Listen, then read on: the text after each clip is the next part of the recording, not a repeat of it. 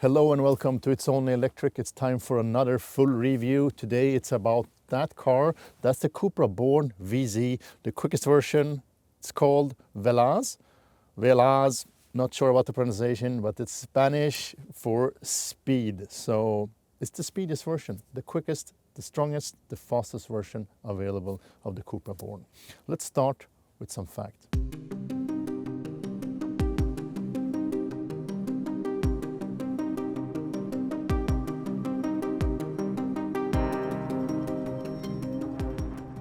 The Cupra Born has been around for a while now, but this is the latest edition, just released, the VZ version.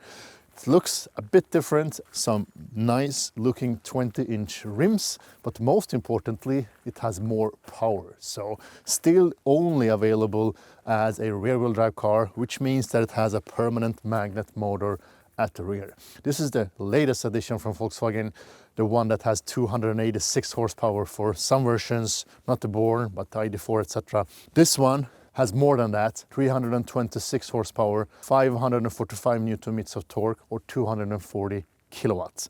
It takes the car from standstill to 100 kilometers per hour in 5.7 seconds. Some sites say 5.6. I'm not sure which one it is. Official numbers seems to differ. Top speed is also raised from 160 up to 200 for this car. So 200 kilometers per hour, that's at least a normal speed. 160, maybe a bit slow if you drive an Autobahn, for instance. So both faster and quicker. The total length is 4.3 meters with a wheelbase of 2.77, so almost 2.8 meters. Good wheelbase for such a short car. Curb weight, just below 2 tons, 1,990 kilograms. Between those wheels, there is a slightly upgraded battery pack, so it went from 77 in a net capacity to 79 as this one has, with a gross capacity of 84. So a upgrade by 2 kilowatt hours. The WLTP range, interestingly, 590 kilometers, despite having a bit more powerful motor, it still has a good range. The VZ comes equipped with some good-looking 20-inch Thunderstorm Aero wheels. I think this looks nice and suits the car all over. Non-staggered tire setup, in this case Nokian Hakkapeliitta 10 tires, studded Nordic winter tires, 215/45. Here at the front and at the rear. That's a bit surprising. I mean, I think 215 feels and seems to be a bit too narrow for coping with all that torque. But I don't know, maybe the summer setup, it's a bit different. I guess 235 at the back, I'm not sure. The charge port is placed here at the right rear fender, delivering a DC charging, home charging, slow charging, with 3-phase support of 11 kilowatts. When it comes to fast charging, CCC2 charge port, 170 kilowatts. Some places at the official site actually states 120 kilowatts. I'm really not sure. I think it's 170, but we're gonna test that in the upcoming video. I put the link up here when that's available. 10 to 80% should take 31 minutes. Apart from the wheels, the VZ looks the same as the other cars in the lineup, the other Born versions. The frontal part here is aggressive, a bit angry, sporty looking car, especially the headlight with this daylight running light pattern hiding underneath like an eyebrow, the bonnet, a big logo, the Cupra logo on top, Cupra text in between the bonnet and the spoiler, and a hidden frontal camera for the 360 view. A big wing, copper wing, really adds some premiumness to the design. It's plastic, of course, but all in all, a lot of details, shapes, air spoilers, making the car look a lot more sporty than the ID lineup from Volkswagen, for instance. And that's the purpose. I mean, Cupra is the sportier brand in the pack. The sportiness continues here at the rear with a big air spoiler on top. Unfortunately, this one, the windshield wiper, is not hidden underneath. Would have been great both for the looks and for the practical aspect. bulgy and a bit edgy looking rear taillight going through the whole back end of the car. Carbon fiber look badge here at the middle that also acts as a opener. The big Cupra logo in copper. And the only thing distinguishing the VZ version from the rear, as far as I know, is the VZ logo. Otherwise it looks exactly the same as the regular version. Down below here is sporty, a bit aggressive rear spoiler with some air diffusers. I think those are fake. Yeah, they are. Will not make any difference, but it looks good. Let's have a look at the practical aspects and check the boot space. Manual latch, 385 liters of boot capacity, foldable seats split into 3 parts, or 2 parts actually, 40, 60 with a ski latch in the middle, adding some practical aspects to it. Underneath here, this one is possible to remove, and you can put it down below to add some additional space. And there is another level here too, subwoofer and some 5 to 10 liters of additional storage underneath. 12-volt outlet, some cargo or bag securing hooks, and 4 hooks all around to secure your cargo, and some small pockets here at the sides. Otherwise it looks the same as the ID3 or the normal regular Born. To fold the seats you need to go around the car or remove this one. You can reach out for the latches here, the levers, and pull it flat.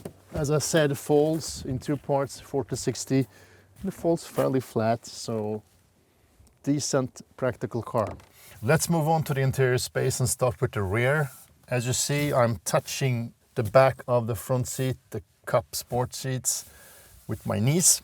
And the seat is adjusted after my dive position. I'm 193 centimeters tall or 6'4".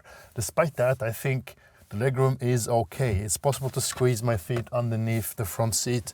It's possible for me to travel here at the back. Headroom, I'm stretching out now. 1 finger of extra space. This one has the glass roof, the panoramic glass roof. And that doesn't seem to matter here at the back because doesn't stretch all the way back anyway. So 1 finger of headroom.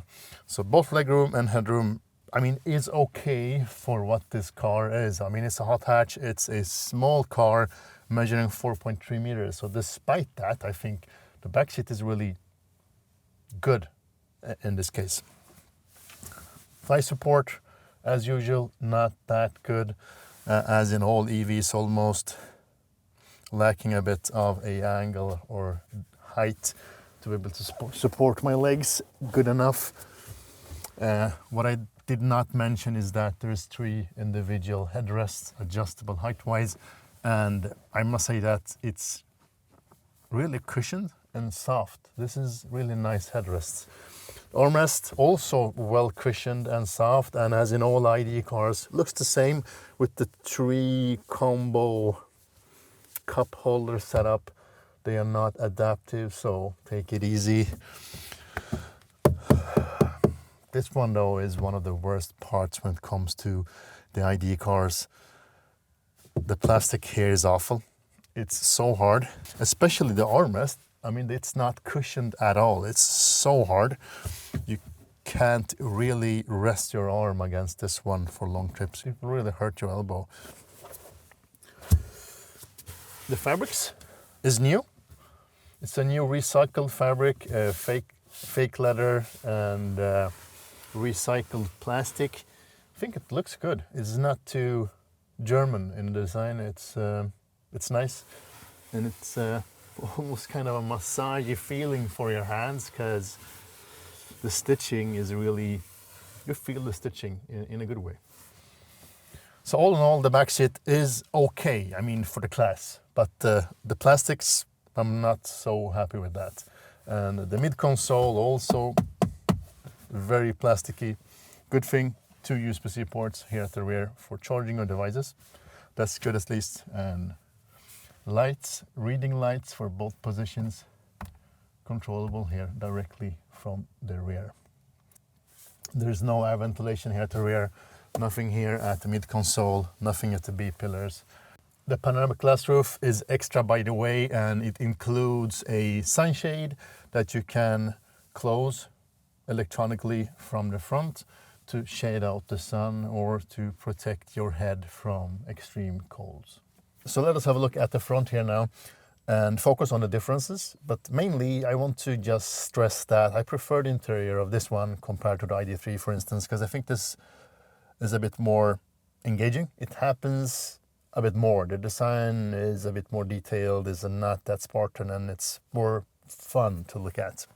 And above that, there is a certain set of changes. The first one is not that obvious maybe, but the screen has went from 12 inch to 12.9, so almost upped by 1 inch. The bigger screen has resulted in the removal or change of the position of the gear selector. It's not on the screen anymore. The instrument cluster is placed on the steering wheel column. So the drive mode selector has actually replaced the actual windshield wiper control. So that stalk is replaced and put into a universal stalk to the left, kind of a jack of all trades stalk. So from here you control both the signaling lights, the headlights, the high beam, but also the frontal and the rear windshield wiper. And this one is a bit flawed because sometimes it gets stuck. So if you control the rear windshield wiper from here and you want to put on some water to clean it or to clean the camera, it gets stuck sometimes and it continues to wash and run out of washer fluid. Because in some combinations it seems to like semi-brake, and you need to fiddle with it to get it to work again. I'm not sure if this is a specific issue with this car or if this is due to not proper testing.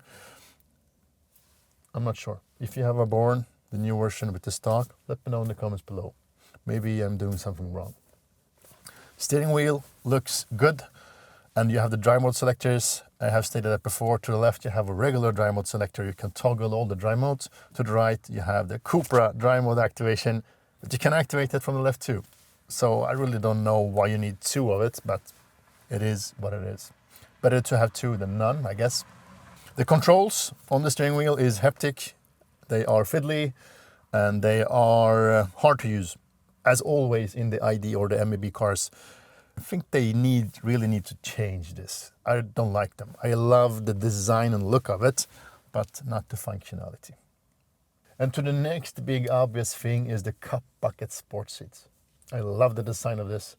As I said, they have the same pattern as in the rear. Like it, a lot of recycled materials. The headrest with the incorporated or stamped Cupra logo on top. The headrest is not adjustable. That's sad, but that's almost always the case with cup bucket seats. But in this case, they are actually fairly good placed for me, and it's a good cushioning in it, so a restful position. Powered seats on both positions, and the angle of it is good. I mean, I get decent thigh support. Unfortunately, there is a lack of extendable thigh support, which I always actually want to have because I think it's necessary for people with long legs, and the seating position is a bit short for me. Other than that, I think it's a fairly good seating position, and you have adjustable lumbar support in both X and Y axis. Another thing that I complain a bit about is the depth of the bucket seats.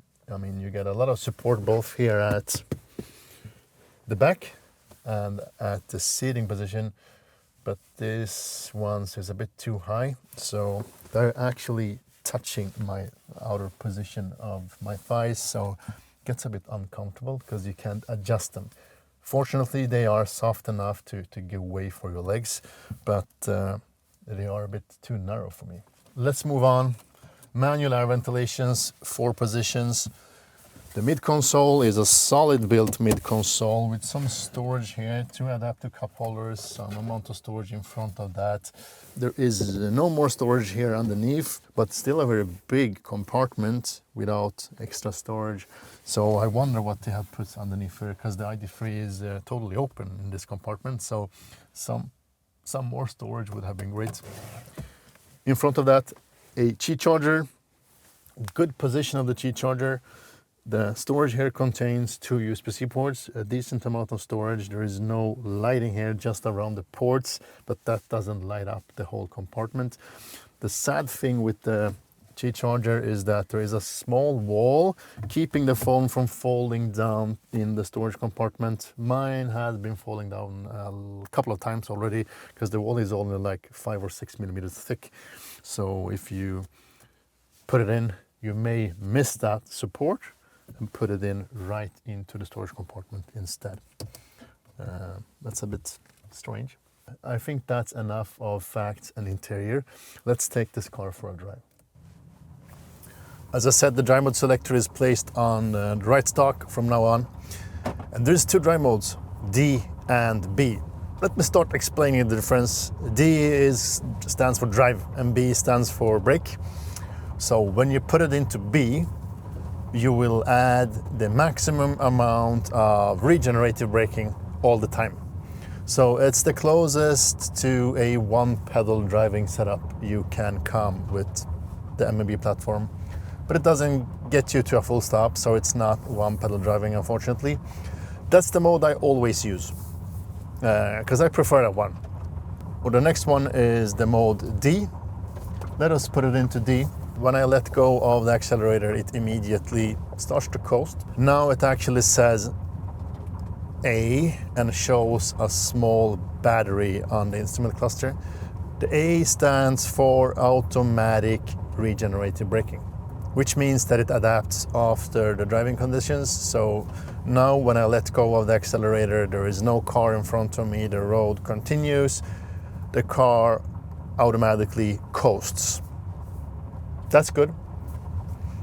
And in traffic with cars in front of me, it will actually start regenerate braking.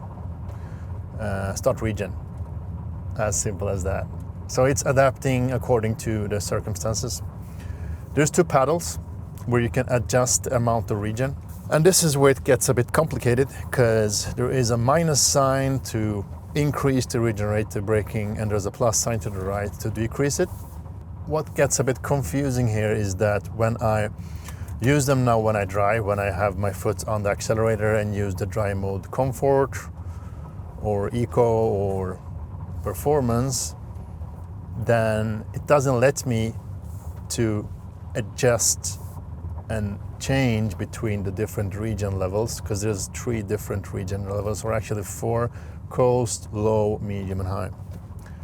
And now it only says A, so I can't change it. When I let go of the accelerator, I can change it for that specific case, because when I start driving again, it's back to automatic.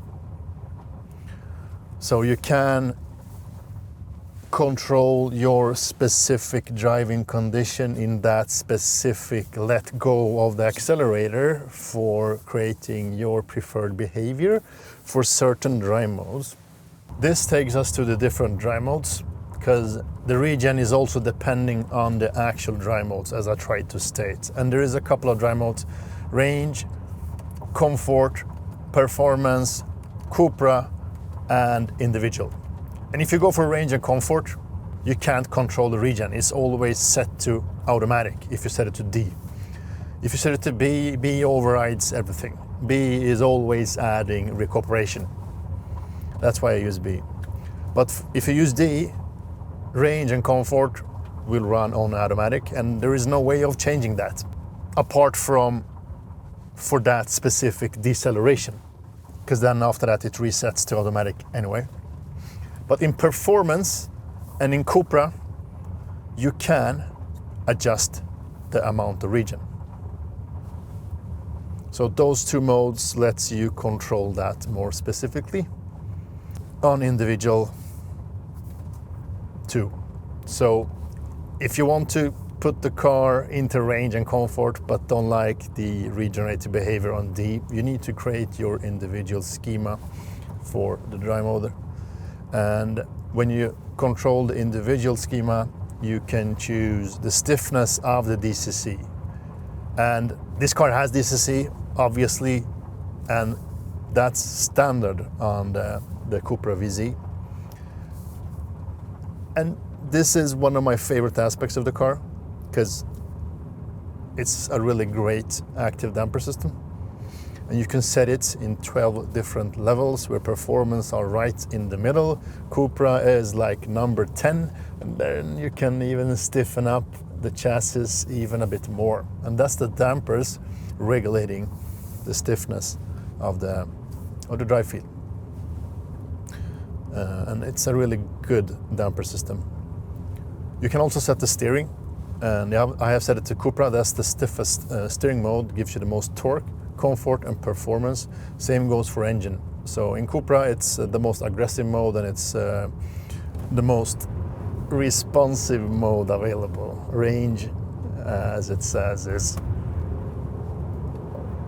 yeah, it takes some time for it to activate actually, but it's a lot calmer. It really doesn't give you all the amount of power. It builds up the power a lot slower, and it almost gives you the half of the output. So it's a big difference. That's a lot boring compared to Cupra. Then you have ACC and air conditioning settings. That's all you have. But this is the mode I use, I mean, individual. Because then I also have full control over the recuperation, which I like to have. But I'll put it into B. So that's all about the drive modes and the recuperation. So a very big difference when it comes to aggressiveness of the motor, the acceleration between Range and Cupra. Oh, I really don't know the difference between performance and Cupra, because performance feels as nippy and as aggressive as in Cupra. As you see, I'm smiling because I think this is really fun. A rear-wheel drive car with 330 horsepower almost. Really, yes, you can have some decent fun in this car. It is not performance-wise, it is of course better to have four-wheel drive, but this is for sure more fun. You can have fun in this one, and especially if you turn off the traction control, you can really do some great stuff with this car. And it's so much more fun to drive it when it pushes you instead of dragging you. And this is one of the reasons, for instance, when I whined a bit about the front wheel drive setup on the Kia EV3, I think they would have gone for a rear wheel drive version, because that's so much more pleasant to drive. So even if this car has really narrow tires, 215s, I think the grip, the traction control really works good for you. If you turn off the ECS, the traction control, there is no actual off setting.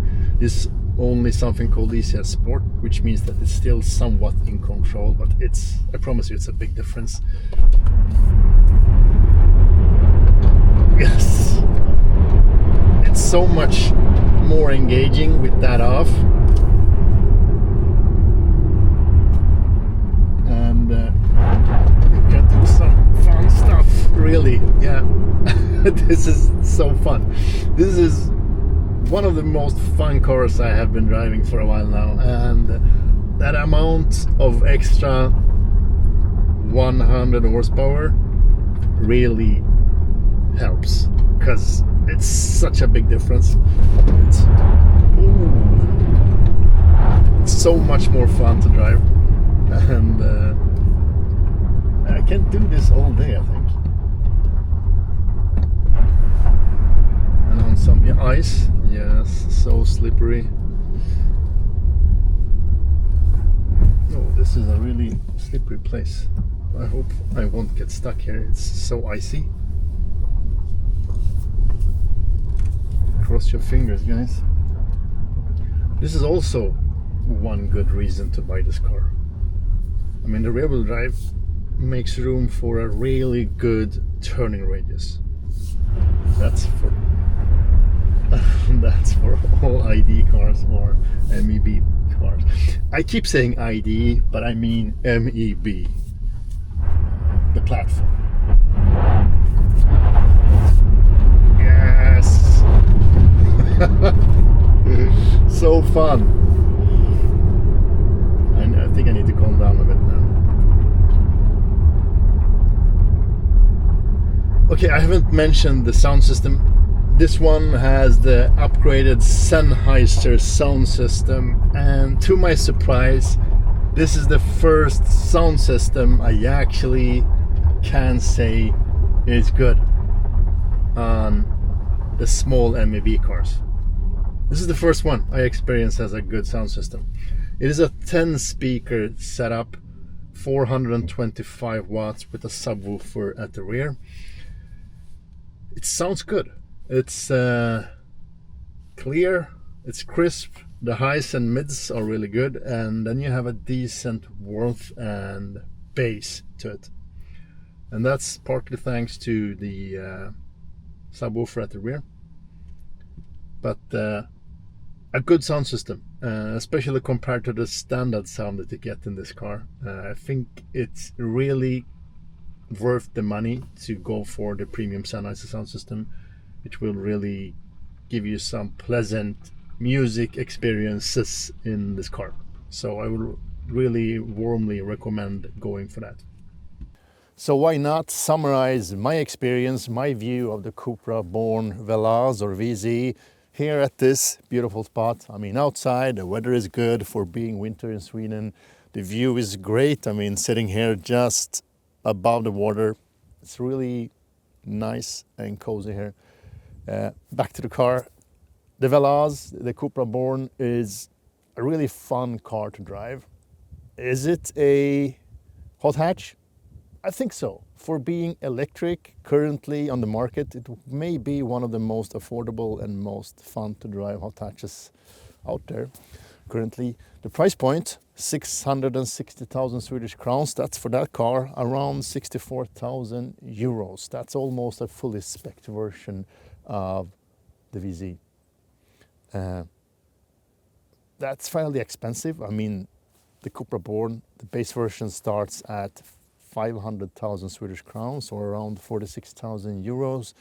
That's the entry-level one with the smaller battery pack, a lot less power, a lot less equipment, etc. This one with the glass roof, the cup sport seats, the Sennheiser sound system, the DCC system. I mean, you have a lot of equipment, but still it's a small car. So I think the price is still a bit too big for what you get. But the driving experience, the look, it looks very sporty and different. It looks a bit Spanish, I think. I guess that's the point, a bit spicy. But I like the car, and it's really fun to drive. It's a really engaging package. I mean, the big battery pack has grown a bit, so you still have a lot of range, and the fun thing is that the VZ doesn't come with any compromise, because you still get plenty of range, and it's as efficient as the smaller motors with less power, and that's engaging to see. I mean, that's the point. A lot of people ask me about, like, you know, why do you want to have more horsepower? It's only consuming energy. No, it's not. It's only consuming energy if you use all the horsepower every time. If you don't use it, if you drive normally, and if the motor and the drivetrain is efficient, like this one, the MEB platform, it won't consume any more energy. That's the good thing. I mean, almost 600 kilometers, 590 to be more exact, of WLTP range. That's really usable. And that, together with battery preconditioning and a decent charge curve, I haven't tested that. That's the next video. Put the link up here when that's available. It's a good, and it's a good package. I mean, I guess this car is more aiming for younger audience or sportier audience that wants or doesn't have any kids yet, but wants a sporty looking and driving car. This may be the option for you. I mean, if you are into the electric market looking for a European car, this may be the perfect option. If you're okay with the price point, I think it's a go. There is a couple of things though that I really don't appreciate. For instance, the amount of plastics. I have said that before. I mean, all ID3s, Borns I have tested, the ID4, they are a bit too plasticky, too much hard plastic. And I know that Volkswagen is working on that issue and trying to get rid of a lot of it, but it's still present on this one. So you really don't get the amount of quality you expect for that particular price tag. I think the quality and the premium feel should be a bit more up-notch. And there is a couple of small things, like the Qi charger is really inconveniently placed. I mean, the placing as such is good, but what I mean is that the phone is really easy to drop down in the storage compartment, because the wall on the back side holding the phone in place is like 5 millimeters high, which means that if you are a bit in a hurry or you drive over a bump, it will like fall down. It's that will happen, and that's a bad design. So the plastics, the Qi charger, and I still think that the instrument cluster is too small, and it's starting to look a bit dated. Good thing though is that the main screen is bigger, 12.9 instead of 12. I also, in particular, like the regen options. Even if it's a bit complicated, I still think it's good. Regen, preheating, and the powerful motor at the rear. That's a good combination. I think that's all. If you enjoyed this video, please give it a thumbs up, subscribe and engage, write comments, share your thoughts, share your view on the car. Is it correctly priced? Is it a good package? Let me know in the comments. Let us have a discussion. And most importantly, stay electric.